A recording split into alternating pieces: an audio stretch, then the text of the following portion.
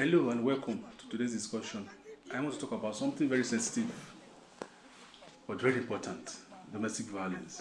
Recently, a disturbing video surfaced online on social media. In the clip, we see a woman with a knife attempting to stab her husband. The man cries out desperately, "Don't kill me." Report says the conflict began because the husband wanted her out of his house. Now, this isn't just a family quarrel. It's not just another piece of viral content. It's a reflection on a bigger menace eating deep into our society. So today, let's take time to analyze this incident from different angles: safety, mental health, conflict resolution, legal issues, cultural influences, and of course, the role of social media. My aim is not to judge, but to open our eyes to what's really happening and what we can all do differently. The first segment: immediate safety first. Whenever violence escalates to the level of weapons, the very first priority is safety. If someone is in danger, the right response is not to film or gossip, but to call emergency services immediately. Separate the individuals if it's safe and get the victim to a protected space. Videos like this should never become entertainment. They should serve as urgent signals for help. Unfortunately, too often we see people recording instead of rescuing. That mindset must change. Segment 2: the mental health. Now, let's look deeper. Such violent reactions often come from somewhere. It could be untreated trauma, years of suppressed anger, economic desperation, or even a mental health crisis. Both the aggressor and the victim in this kind of case need support. The victim needs immediate protection and counseling to recover from the fear and trauma. The aggressor, on the other hand, needs accountability, yes, but also assessment. Are there mental issues fueling this behavior? Is there substance abuse involved? Without addressing these root causes, we only treat the symptoms, not the disease. Segment 3: conflict and family system. This case reportedly started because the husband wanted the wife out of his house. That's not a small issue. Housing, money, property. These are some of the biggest triggers in marriages and families.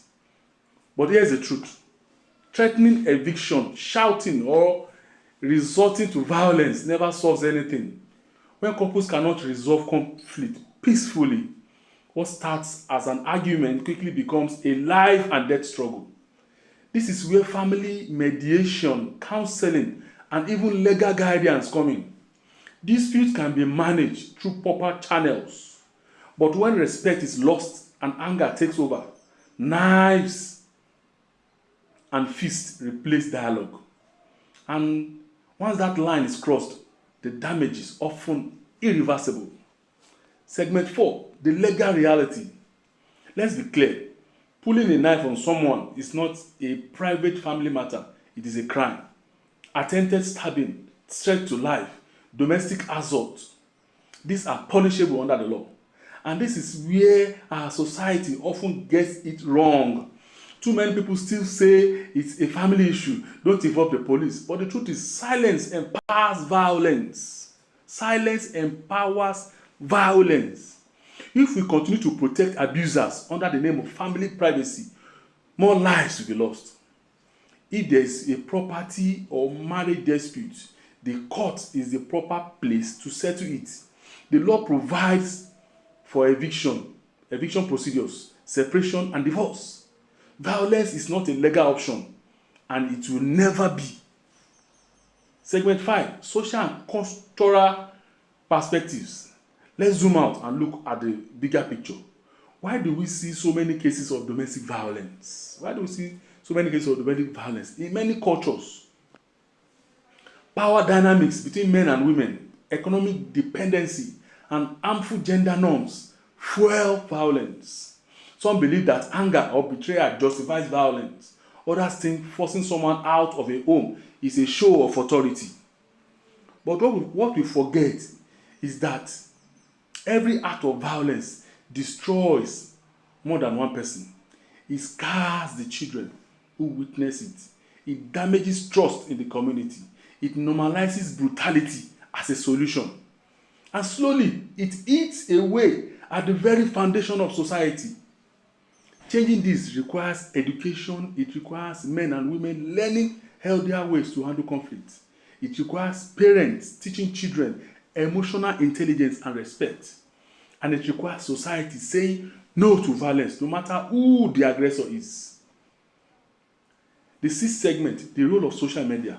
Now let's talk about social media. When these videos go viral, they often become entertainment instead of a call for help. We see the memes, the laughter, the comments, but rarely do we see people asking, where are these people now? Did they get help? Is the victim safe? We need to flip that script. Social media should be a tool for rescue, not ridicule. If you come across such content, report it to the platform and, if possible, to local authorities or organizations that handle domestic violence cases. Do not share for likes. Remember, these are real human lives, not movie scenes. Seventh segment, the way forward. So what can be done? How do we stop this menace? Number one, strengthen social support system. Survivors need safe houses, legal aid, and economic support to escape violent homes. Number two, enforce the law. Perpetrators must face consequences while also being offered rehabilitation programs to address their behavior. Number three, educate communities. Schools, churches, mosques, and community groups must talk openly about healthy relationships, conflict resolution, and respect. Number four, hold ourselves accountable. If you see abuse, speak up. If you are in an abusive situation, seek help. If you are the one losing control, get help before it escalates to tragedy. This case may have started with a husband and a wife, but it represents something much bigger. Domestic violence is not just a family affair, it's a social emergency. As a people, we must stop normalizing violence in our homes. We must replace knives and threats with dialogue and justice. And we must protect victims, not silence them. So here's my call to you. If you are in danger, please speak out. If you witness abuse, don't just watch. Take action. And together, let's say a firm no to domestic violence and yes to building safer families and communities. Thank you for watching. See you on the next one.